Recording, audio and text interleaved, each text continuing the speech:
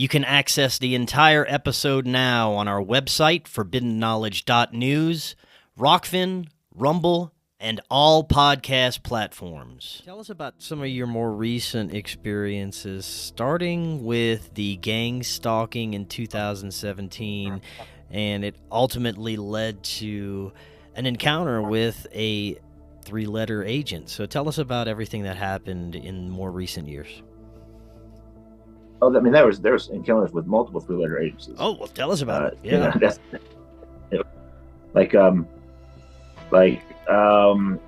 well, haven't played football, and when I started having real bad anxiety and depression when I was in college, about the same time this other shit was going on. I was taking a lot of hits and delivering a bunch, and I was on the ESPN hits of the year, like 2 years in a row, and was the ESPN hit of the year in '95. So, rattled my brain a few times, and it wasn't until the discovery of CTE and kind of the associated symptoms that are typically associated with that and development of degenerative brain disease, that I started to better understand what I was dealing with the depression, because antidepressants just made me worse. And I took some anti-anxiety stuff, but didn't seem to really work for me, other than just making me this drowsy, and had really severe reactions to the antidepressants. And so to find out that it was from brain damage, I started advocating and speaking up for CTE awareness. And I'd already run a nonprofit organization that started for 8 years for mental health awareness following the shootings at Virginia Tech. And it started in 2007. So then 2008, I got the nonprofit rolling, the Heart of Virginia Foundation and Music for Mental Health Awareness. And I had pretty good support in that, doing that. And then, but when I started advocating and talking about CTE, I started getting wellness checks anytime I would post about it, on Facebook. And the police would show up at my house the next morning, to check on me, which they had never done once when I was talking about mental health and just pretty provocative, I don't know, performance art and theater, and use provocative messaging as a way to make people think. As we had one of our goals was stigma reduction for mental illness, and so all of a sudden this seemed kind of odd and out of the blue, and then some things happened, and I recognized it as a attempt to try to silence me from talking about those things, and when I did that, there was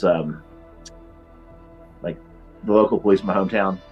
First of all, a dispatcher called and told me to take the post down off social media 15 minutes after I posted it, which making me think, hey, somebody is watching my shit within the local structure there. And so after it had been established that I wasn't breaking any laws and what I was doing was within my civil rights, I asked them to fuck off. And the next morning they asked me if I'm home. I said no, I was out of town, and I was out of town. But the next morning I get a phone call from police there at my house. They've entered my house without a warrant. They said that they when they got there, the door was standing ajar, and literally 5 minutes before they called me, my cousin called me, and he had just been at my house and fed my dogs and locked everything up, made sure everything was secure. So so they made up a wellness check to come check on me, and then kicked the door in to say that it was standing open when they got there, and that by law they're supposed to go through and sweep the house to make sure that no one's hurt or nothing. Yeah. So I got my house is a little tiny, 3 or 4 rooms, and so about 20 minutes into this conversation, I'm like, "You guys done sweeping my house to figure out that I'm not dead as you're talking to me for 45 minutes?" And they were thoroughly searching the house, went through everything, left every drawer, everything open, I mean, so thoroughly that they found like the accommodation to my safe and opened it, and then they were pinging my phone to try to figure out where I was. And then they contacted the authorities there in New Jersey, where I was, in Bergen County, which is also kind of where Newark is. They requested a SWAT team be dispatched to apprehend me, saying that I was armed, homicidal, most likely headed for a school. Like 2 weeks after the Parkland shootings. And like the nonprofit that I started was mental health awareness, stigma reduction as a way to prevent school shootings. Man. That was our mission statement. That's crazy. So I was like a double slap in the face. But after being on the phone for 45 minutes with them, finally, so you guys good? Can I hop off here now? My ex and I were going to brunch for her birthday, and that's why I was up there in New Jersey, up to visit this chick, and so we're out having brunch at a diner in the next county over. She gets 2 text messages saying that to shelter in place, one from her neighbor, one from her landlord, because there were a SWAT team going in across the street. And then a detective calls her, asking her if she knows where I am. So she hands me the phone. This guy tells me that my vehicle had been involved in a hit and run, and I need to come fill some paperwork out. And I'm like, okay, we'll be right there. Get off the phone. I'm like, oh, not going anywhere near that shit. You know, and then we went on into the city for the day, just what we planned to do in New York, and hung out. And then on the way back in to town, we stopped at the police station just to, you know, sign whatever they needed me to sign for the hit and run. Yeah. And the guy that was on duty was like, "Man, you must have pissed somebody off bad." I'm like, "Well, what do you mean?" He said, somebody wanted to try to get you killed. And when they timed out, after 6 hours of sheltering like schools and businesses and residents in place there, they finally called it off, and they called the authorities in my hometown to find out more information about this person that they needed to be so concerned about.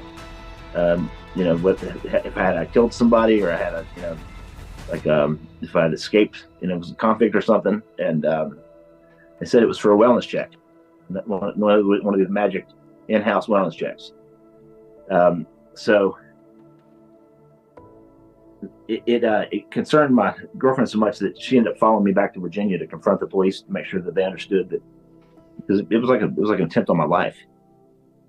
I mean, with the heightened kind of tensions in the country, like right after the Parkland shootings. But it did a couple $1,000s worth of damage to the van, and had $4,300 in cash missing that I had in like a hidden place in the van that I had brought to put down on a piece of property to move there. So that shortly after that, things started to get weirder and weirder. Like that landed me on the terrorist watch list. Oh shit. And yeah, so man. And this had all started from a parent going into the school board in my hometown, demanding that they deny me, or that they ban me from school property, which is a violation of my civil rights. And I'd spoken in like, you know, hundreds of schools over the years with a nonprofit, and so it just seemed absurd. But they sent me a no trespass thing, kind of indefinite, and which they finally reinstated like last year. Except they haven't told me who the person was. I was told that a parent went in and demanded that they ban me from property, or that parent would take their child elsewhere to have them educate them, which they have the right to take their child anywhere they want to. But so I'm trying to figure out who it was, so I could, you know, face my accuser and figure out what political motivation they had to do so. And like, I'm pretty sure it's somebody that has something to do with Virginia Tech, where I play football.